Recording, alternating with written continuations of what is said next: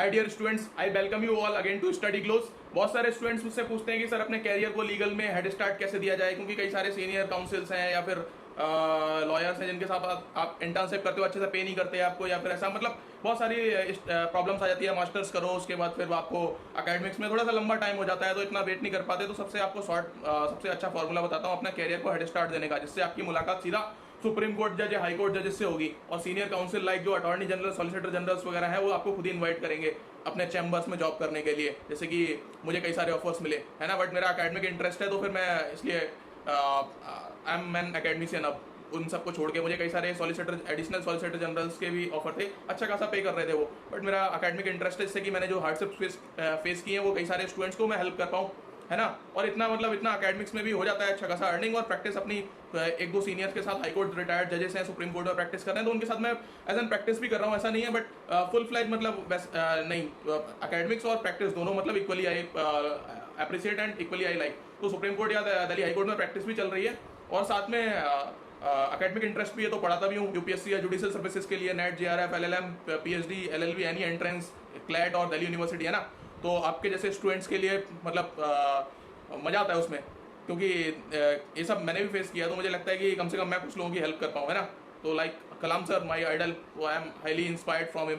तो करते हैं प्रोफेशन के साथ साथ स्टूडेंट्स को भी, मतलब जो यूनिवर्सिटी ने, दिल्ली यूनिवर्सिटी ने मुझे इतना कुछ दिया है, तो आई थिंक कि I can return in this way too, if I can help out students जो स्ट्रगल कर रहे हो फाइनेंशियली, या फिर एज एन उनके पास प्रॉपर स्ट्रेटजी या फॉर्मूला नहीं है जिससे कि वो अच्छा कुछ अचीव कर पाए, है ना।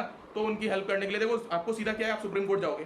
होता क्या है कि आप सुप्रीम कोर्ट जुडिशियल क्लर्कशिप का या रिसर्चरशिप का एग्जाम आता है, या फिर राजस्थान हाईकोर्ट, एमपी हाईकोर्ट, ये सब एग्जाम आते हैं। अपने कैरियर को अच्छा हेड स्टार्ट देने के लिए आप यहाँ पे ज्वाइन करो।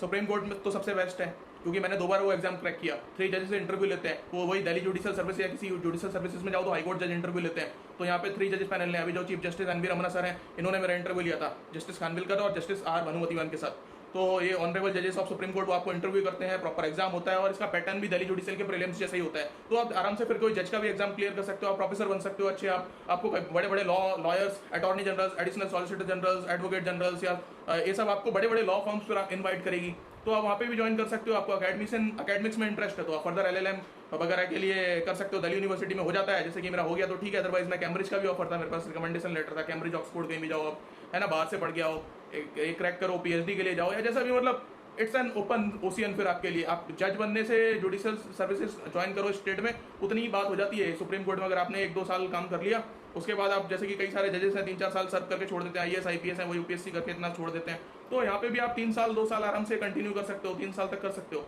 और मैंने तो 2 बार क्रैक किया था, तो 4-5 साल कर सकता था, बट मुझे अराउंड 1.5 ईयर में मैं सब कुछ सीख गया था, और फिर मैंने फिर क्विट कर दिया। तो देखो, इसको क्रैक करने का और बहुत अच्छे लिंक्स बन गए, इंदिरा सिंह मैम और अटॉर्नी जनरल सर जो मुकुल रोहतगी सर थे, कपिल सिब्बल सर, सबसे मिलना जुलना, रविशंकर प्रसाद सर, और कई सारे रिटायर्ड हाई कोर्ट जजेस, सबसे अच्छे लिंक्स भी बने हैं ना। तो फिर वो सब इन्वाइट भी करते हैं। जो अभी एडिशनल सॉलिसिटर जनरल हमारे अमन लेखी सर हैं, उन्होंने मुझे अपने चैम्बर में प्रैक्टिस के लिए इन्वाइट किया, तो उनसे भी मतलब हो गया था। बट यार एक्चुअली थोड़ा सा फ्री रहना पसंद है मुझे, तो मैंने एकेडमिक्स को मेरा यहाँ पे दिल्ली यूनिवर्सिटी में सिलेक्शन भी हो गया था एलएलएम के लिए, तो फिर मैंने एकेडमिक्स पे फोकस किया, और प्रैक्टिस भी मतलब अच्छी खासी चलती रहती है।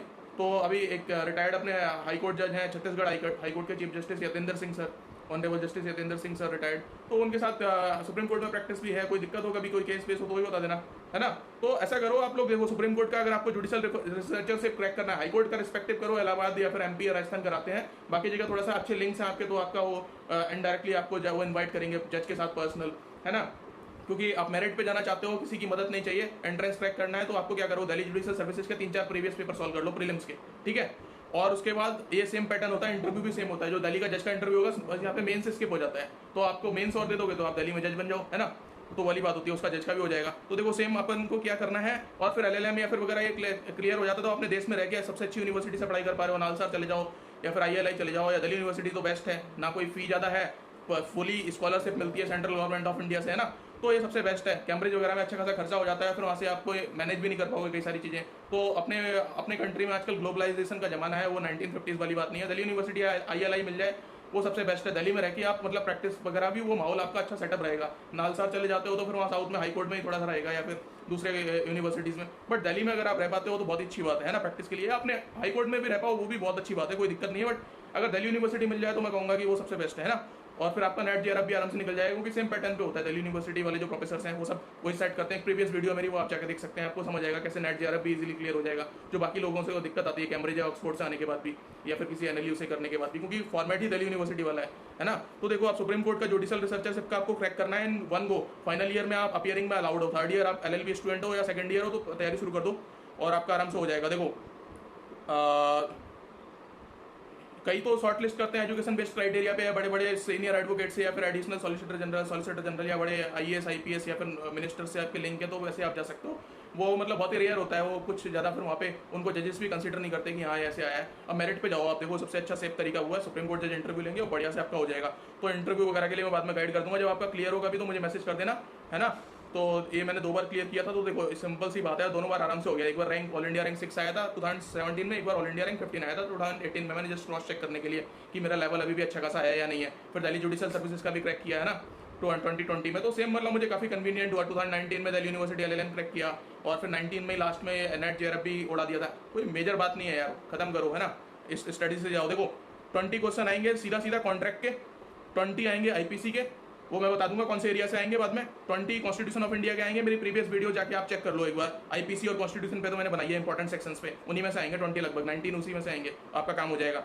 कॉन्ट्रैक्ट के 20 वो आपको बता दूंगा बाद में, सीआरपीसी के 20 और सीपीसी के 20, ये टोटल 100 क्वेश्चन हो गए, ठीक है। 50% सेक्शनल कट ऑफ होती है, तो टोटल 100 में से आपको 50 ठीक करने हैं, ओवरऑल 60% लाने हैं। और 25 जनरल इंग्लिश के होते हैं, वो आप सब कर लोगे यार, इंग्लिश तो आपका एलएलबी आपने अच्छे से करी हो गई। फिर करंट थोड़ा और लीगल जीके आएगी, वो 25 क्वेश्चन आएंगे, वो भी आप कर लोगे। सुप्रीम कोर्ट के जजमेंट पढ़ते रहते हो तो इनडायरेक्टली वो कॉन्स्टिट्यूशन ही है, समझ रहे हो।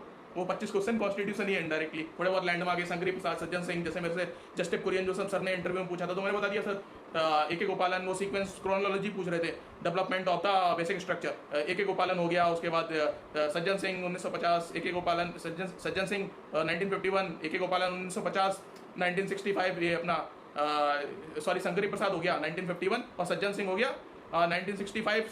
फिर आईसी गोलकनाथ 1967, केशवानंदा 1973, बोमन राव 1980, मिनर्वा मिल 1981, एल चंद्र कुमार 1997, अय्यर कोलो 2007। ये सब क्रोनोलॉजी बता दी, एकदम इंप्रेस्ड हो गए। उनके बाद उन्होंने कुछ नहीं पूछा, डन।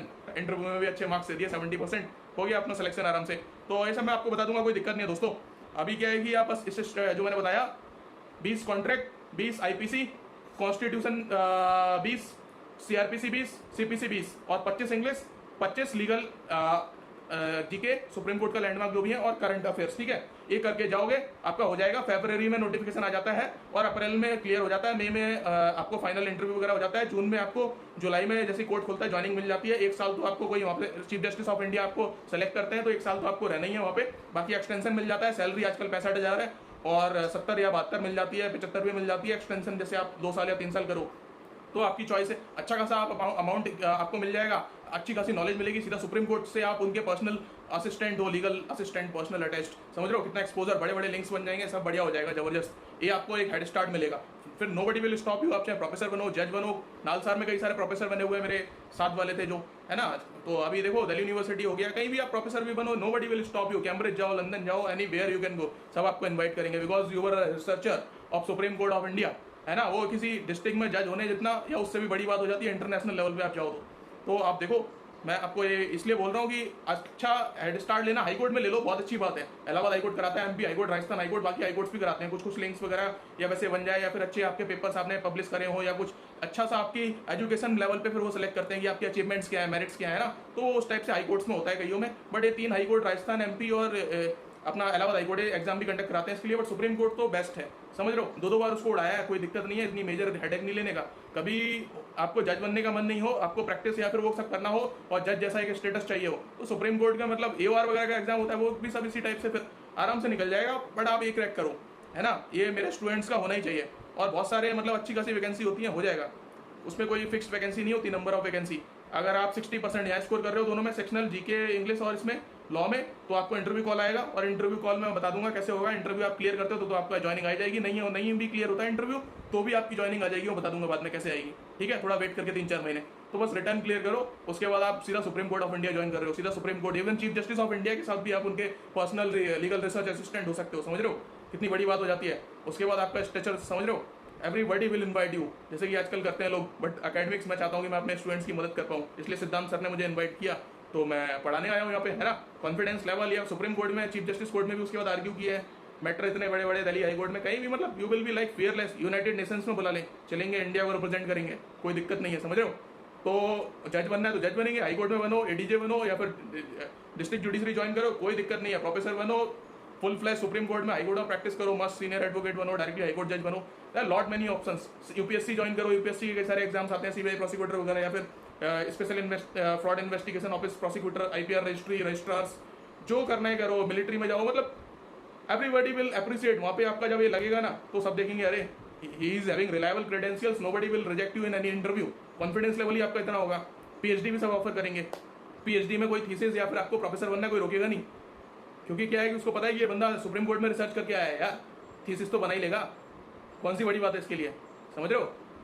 यूनिवर्सिटी में रिसर्च कर ही लेगा, ये हमारे लिए भी अच्छा होगा। और पीएचडी में भी आपका सिलेक्शन फर्स्ट क्लास फटाफट होगा, जहाँ आप जाओगे मतलब फिर आपके लिए रास्ते खुले हुए हैं, एवरीबडी विल इनवाइट यू।